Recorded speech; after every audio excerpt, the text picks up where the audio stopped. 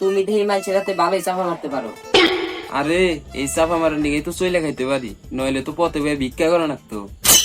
আচ্ছা, তুমি যে মানুষের আমেরিকায় পাঠানোর কথা কয়ে 20-25 লাখ করে টেনে নাও, আসলে কি ওকে আমেরিকায় পাঠাও?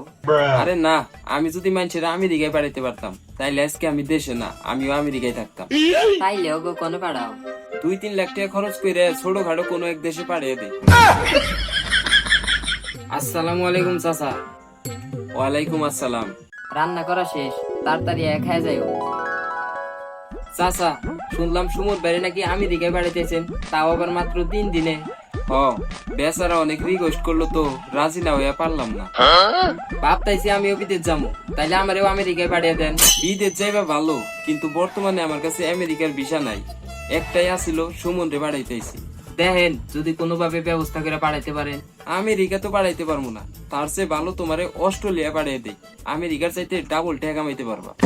তাইলে তো আরো ভালো, কিন্তু অস্ট্রেলিয়া গেতে কত লাগবো?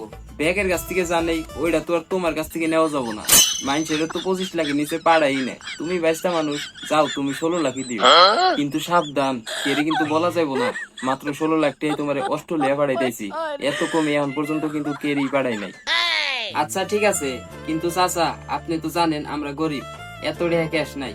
আমাকে যেটুকু জমি আছে ওই জমি বেচাই টাকার ব্যবস্থা করা লাগবো। হ, জমি বেচতে হলে বেচবা, সমস্যা কি? তাছাড়া তুমি অস্ট্রেলিয়া যাওয়ার পর এরকম কত জমি কিনতে পারবা। তা ঠিক আছে, কিন্তু অস্ট্রেলিয়া যাইতে পারবো তো, কোনো সমস্যা হইব না তো আবার? আরে মিয়া, তুমি অযথাই দুশ্চিন্তা করতেছ। তোমার যে চাচাতো ভাই মাজিদুল, ওরে কিন্তু বিদেশ আমি পাঠাইছি। তারপর ওই যে তোমার চাচা জয়নাল, ওরে কে পাঠাইছে? ওরেও কিন্তু বিদেশ আমি পাঠাইছি। ওরা ভালোভাবে যে কাজ করতেছে না, বাড়িতে টাকা পাঠাইতেছে না। হ্যাঁ, তাইলে তুমি চিন্তা করো কে মিয়া। আচ্ছা, তাইলে জমি বেচে আপনার হাতে দেখা করুমনি। জমি তাড়াতাড়ি বেচো, নয়বার অস্ট্রেলিয়ার বিশ্বাস শেষ হয়ে যাইব, পরে কিন্তু আমার দোষ ধরতে পারবা না। ঠিক আছে, তাইলে এখন যাই। ফুটকি মারবার নিকে আরেকজন পাইছি, তাও আবার জমি বেচাই রেখে দিব।